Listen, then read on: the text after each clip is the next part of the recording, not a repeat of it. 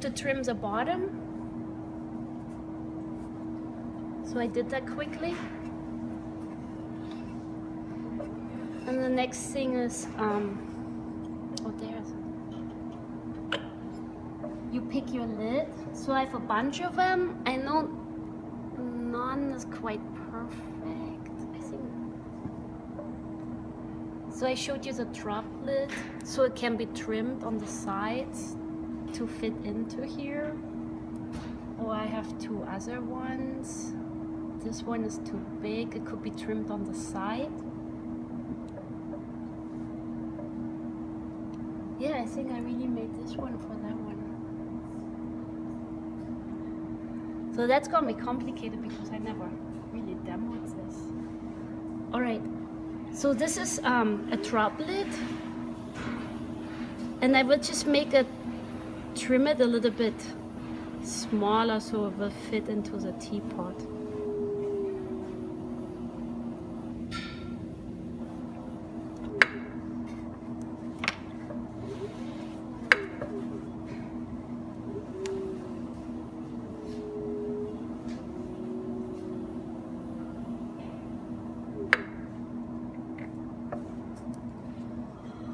So once you have it centered, secure it to the wheel.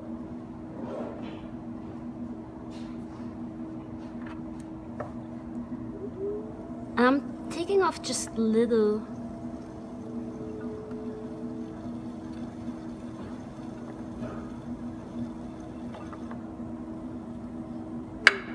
Let's see if this did it. So you're kind of inching your way forward. So now I see like the bottom doesn't fit. So you can do two things. You can either trim this open or you can trim the outside of this lid. So let's do the easier part. I think I'm gonna just trim this a little bit more open. And that will be good for you because I saw a lot of oversized flanges.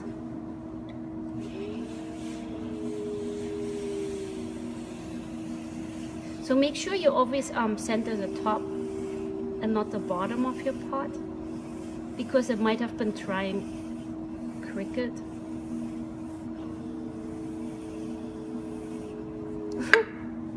Having a hard time.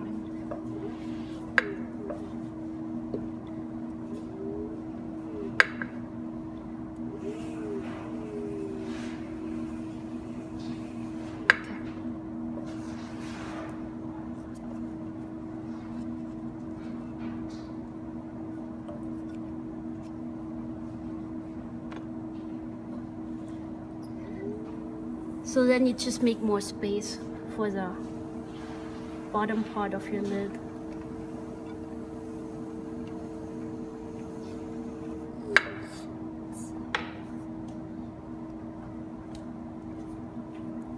Yep. So the bottom fits now, but it seems like the sides are still too wide. So you can just take a little bit off the side.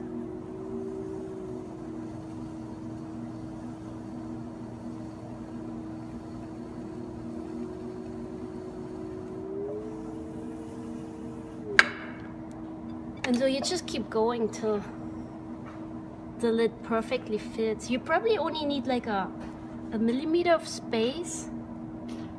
And you will have to watch, if you glaze it, you need a little bit more. And if you don't glaze the spaces between, then this is probably a pretty good fit. But you will have to watch that both are equally the same dryness. And now you could like decide how you wanted to shape it. So you could just play with the design, take the edge off, for instance, or keep the edge there. Okay, so the lid fits, the bottom is trimmed. Moving on to the next step of attaching the spout. So again, you should have multiple spouts, and then mark yourself the top side of the spout then double check how you want it. You have to make sure that the pour level will be high enough. So many people make that mistake, they attach the spout down here, and so they can only fill up that teapot with an inch of tea, and then it will already start running out.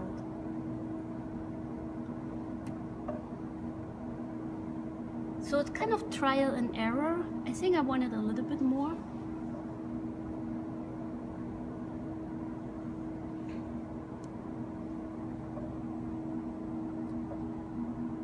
Yep, but you guys see, right? It's still not, I can still not fill it up high enough.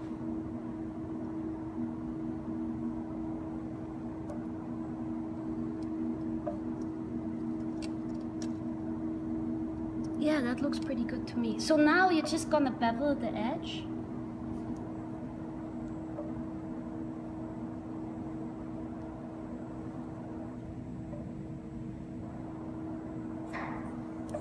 And then score both sides.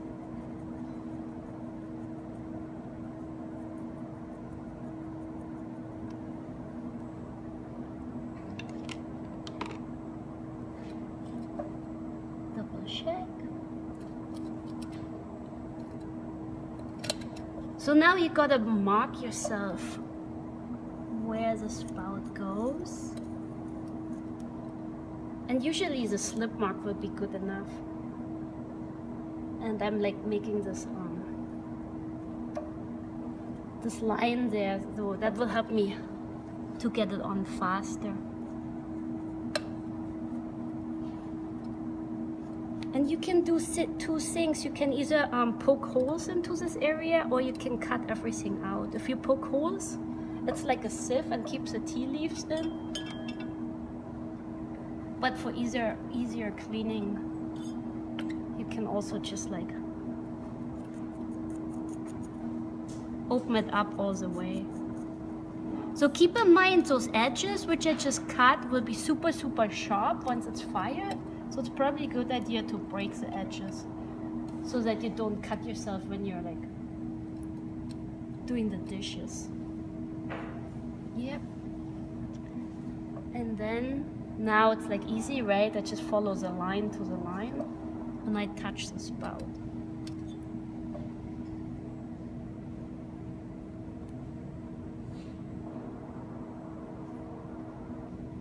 So it's great if you can nicely blend it in.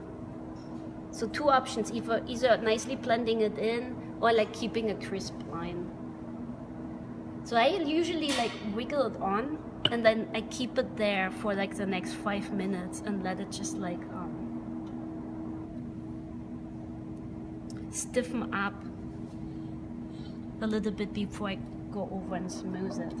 So now you just go through from the line to the center and mark yourself where the spot for the handle goes.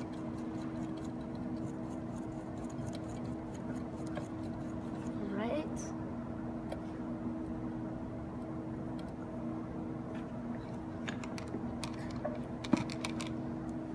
And then the handle.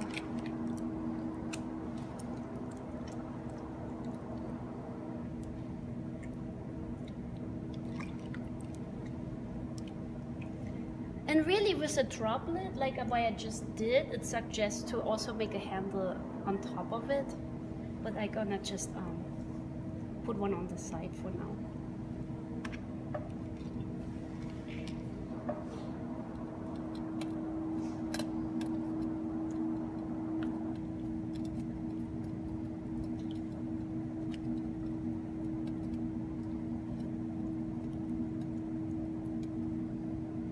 And those big teapots, which serve like 4 people, they want like a nice wide handle. So try to keep them as wide as possible.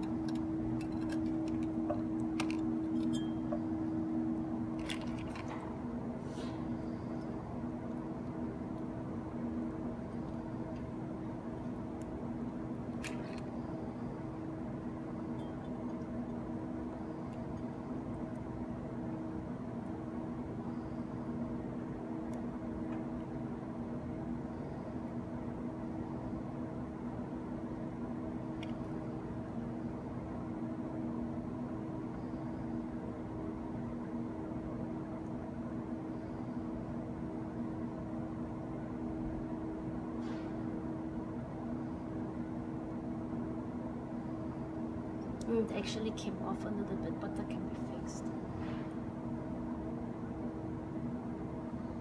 So try to work super clean, right? It's helpful to have a towel around. But the goal is not to like touch the pot over and over again, because like you want to keep all the throwing lines.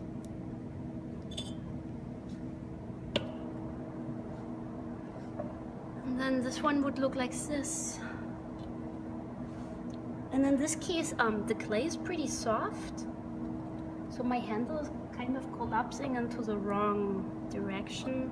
So I would try it this way and use gravity to get the perfect shape for the handle.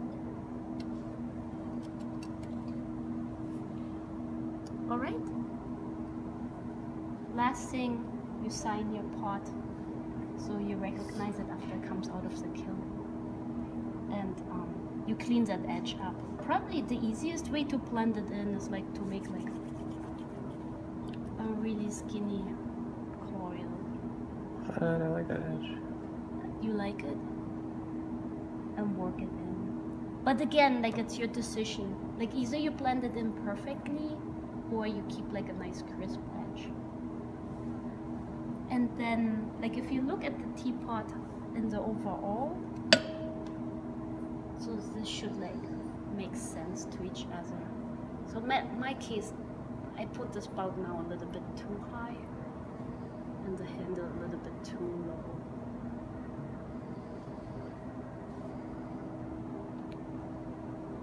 Right. This is the other way to deal with